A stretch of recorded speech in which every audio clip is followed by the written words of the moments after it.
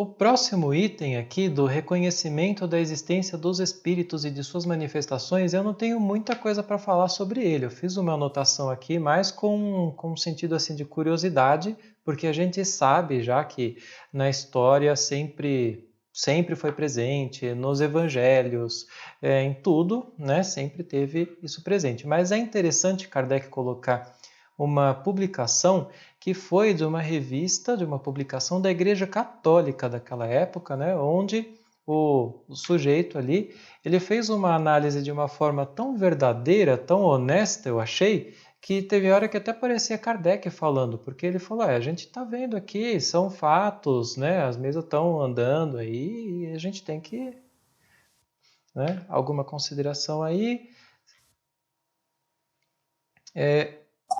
Aí eu acho interessante também a gente lembrar só sobre as outras coisas que sempre houveram dentro da Igreja Católica, né?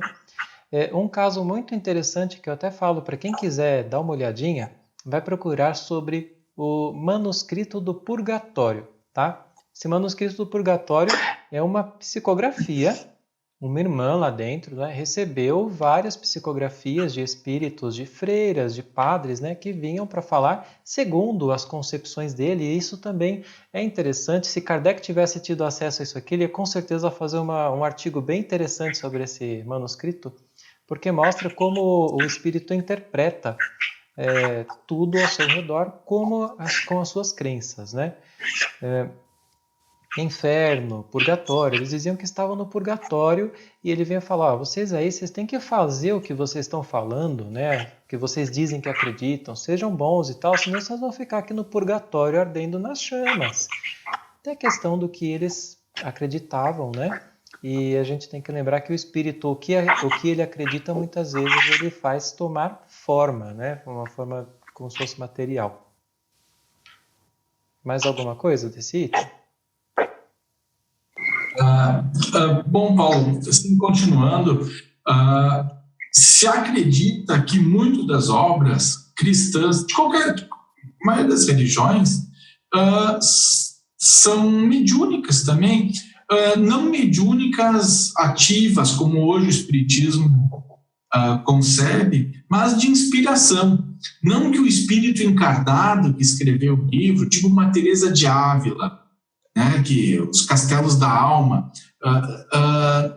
não que o espírito não tenha a capacidade de escrever aquilo, mas na Igreja Católica chamou de inspiração, são obras inspiradas, que nada mais é que mediunidade.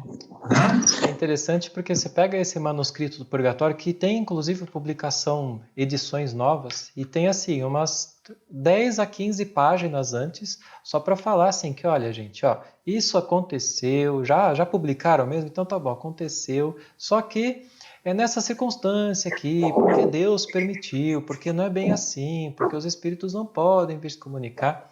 É uma questão assim de ainda uma resistência, né, a algo por medo de perder fiéis, que não faz muito sentido ainda, né? Mas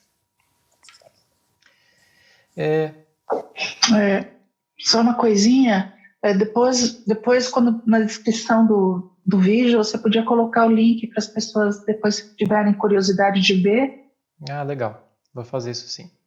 Tá bom? Aí você põe na descrição tá, joia. Do vídeo. Eu queria fazer um comentário, Paulo, posso? É que vocês estão falando sobre a Igreja Católica, né? O último tópico que nós comentamos. Essa semana eu fiquei intrigado, que eu faço um curso espírita também, do meu centro. Eu fiquei sabendo que nas cidades astrais, as pessoas lá, os espíritos, né, no entanto, eles se dividem em aqueles grupinhos que são católicos, os grupinhos que são budistas, os grupinhos que são evangélicos. Lá na cidade astral, eu achei tão desproposital que são poucos os que são realmente espíritas. E que também há muitos espíritas no umbral que nem chegaram às cidades astrais. O que vocês acham? Eu vou só falar rapidinho, que eu sei que o Alberto vai querer falar também. Não precisa.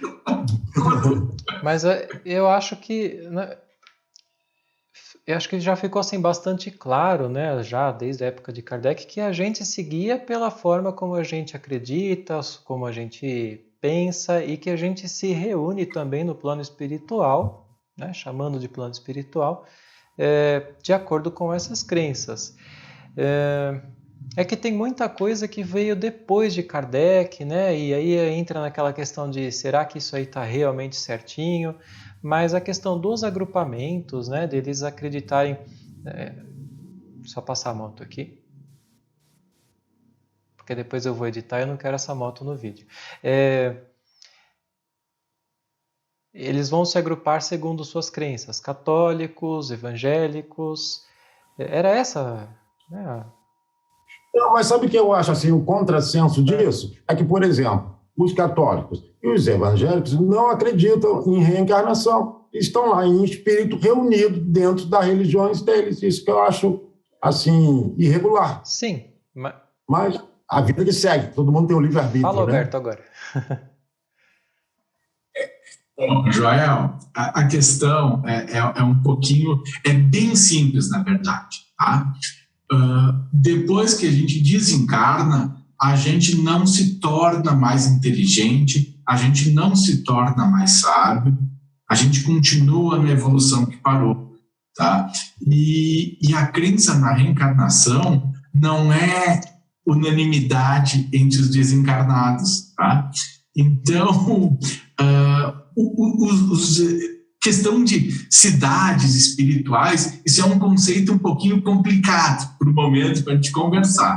Mas é certo que os espíritos se juntam por evolução e por afinidade. Tá? Isso é uma coisa doutrinária. Tá?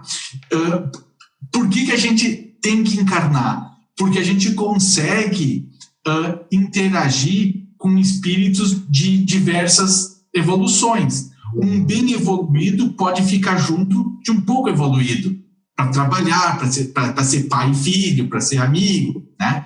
Desencarnado não consegue existir essa interação, tá? Os espíritos de evoluções diferentes ficam separados, a não ser em missões ou diante da vontade, né, do mais evoluído, tá? Mas, enfim, o que acontece? A crença na reencarnação, ela não existe no mundo desencarnado, tá? Principalmente enquanto o espírito está materializado. Logo que a gente desencarna, a gente continua com a nossa forma física, nos chamando desse nome.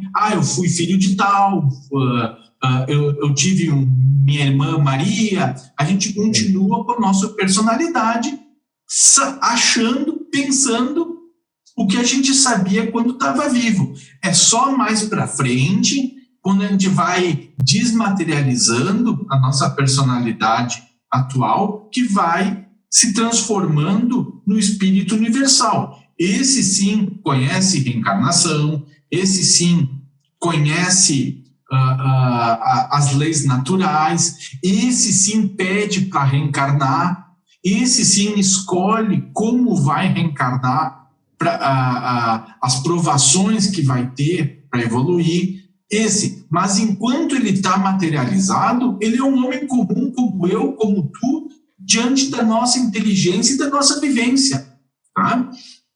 É muito engraçado, tem alguns centros espíritas que divulgam psicografias de pessoas famosas, tipo aquele cantor de rock que morreu, tá? Morreu drogado, morreu às vezes de suicídio. Passa uns 3, 4 meses, eles começam a difundir carta escrita do espírito do roqueiro. Aparece o cara falando que nem pastor evangélico. Porque agora estou arrependido, estou diante de Jesus. Ou seja, em vida o cara usava bastante droga, era rebelde. Logo que desencarna, ele aparece como um pastor evangélico. Isso não existe, são mistificações. A pessoa não muda quando desencarna. Ela desmaterializa depois de muito tempo. Tá? Eu não sei se eu consegui explicar. a pessoa está no mundo espiritual, né? E ainda acreditando que tem a religião que não acredita, só acha um contrassenso, mas vai que vai. Um dia ela vai cair da real. Sim, sim. Enquanto ela não desmaterializa, ela continua sem religião ou com a religião que ela pertenceu. É a mesma pessoa. A mesma pessoa. Aí, só para adicionar aqui, terminar essa partezinha, ele falou sobre, né, que ela não acha que eles ficam separados em grupinhos, mas de família espiritual. E a questão é isso que até o Alberto já tinha falado. Na verdade, em palavras simples, sintonia, né? O que eu me ocupo, o que eu acredito, e eu vou automaticamente buscar espíritos assim, da mesma forma como os espíritos acabam muitas vezes chegando junto de nós simplesmente por um pensamento, uma forma de pensar, né? Lembrando sempre, gente, assim, ó, lembrando não, isso é a minha visão, tá?